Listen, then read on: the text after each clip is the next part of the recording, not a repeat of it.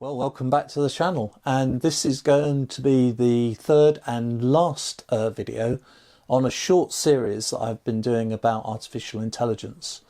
So we could come back and visit this later. If you would like me to, then please give the video a like, and if you haven't subscribed to the channel, then please consider subscribing to the channel and you get notified when the videos are released. So one aspect of artificial intelligence that's very rarely spoken about is the amount of computing power that it requires to perform its processing and deliver useful business outcomes, which was the subject of the last video. And I'll put a link up here somewhere to that, so you can go and look at that if you want to after this video. So why does AI require all of this substantial power? Well, there are several reasons, but primarily it's due to the nature of the algorithms, the volume of data, and the complexity of the tasks involved. So let's look at some of the key factors that are in play here. As I've spoken about previously, artificial intelligence requires very large data sets on which to base its outcomes. AI models, especially those based on deep learning, often require training on vast amounts of data to achieve high accuracy. Processing and analysing these large data sets requires significant computational resources. Of course, if you have large data sets, then you need considerable storage capacity to hold the data. But in addition, this storage needs to be fast, robust, and be able to ensure efficient data retrieval and processing. Deep learning models such as neural networks involve numerous parameters as well, and layers that require extensive calculations. Training these models involves complex mathematical computations such as matrix manipulations, if people remember them from their A-level maths days or even further on, and they're computationally intensive. And in addition to this AI model training, it is an imperative process involving numerous training cycles to optimize the model's performance, and each of these cycles requires substantial computation. AI models often work with high-dimensional data as well, which involves processing a large number of features. This increases the computational complexity of the models, I think, as you can see by now, and they need to learn and extract meaningful patterns from this high-dimensional space.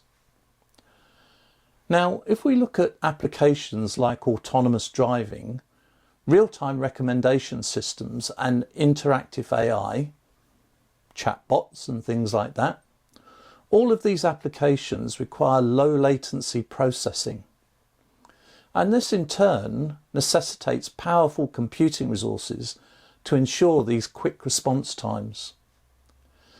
Imagine driving down a road waiting for AI to decide if you needed to brake or not. It's a pretty scary experience. So not something that you could tolerate, really. And I think that's just a practical demonstration of the sort of power that's needed and the low latency. So state-of-the-art AI models, such as transformers used in natural language processing, NLP, you may have seen that, or generative models, are highly complex and require significant computational power for both training and inference. Now, finding the optimal hyperparameters, difficult to say, for AI models often involves running many different configurations and evaluating their performance, which again is computationally demanding. Some forms of AI processing require the use of graphic processing units, what you may have seen as GPUs, and the lesser well-known tensor processing units, or TPUs. And we're seeing these increasingly introduced in Apple type PCs. Anyone who follows development of PCs will have seen over recent months that some of the large PC companies, such as Apple, as I just mentioned, have been preparing their hardware for AI processing, with the introduction of increasing GPU capability in particular. And these specialist hardware components are designed to handle the parallel nature of computations, but still they require significant power. Hand in hand with the requirements for additional computing power comes the requirement for additional energy usage. And the hardware used for AI, particularly the GPUs and TPUs, as I've just highlighted, are power intensive, and they contribute to the overall high energy consumption that AI computing environments require. Of course, there is power and energy usage you need to maintain an optimal operating temperature for these high performance computing resources as well. And again, this adds to the energy requirements to power the cooling systems that are needed to keep these machines operational.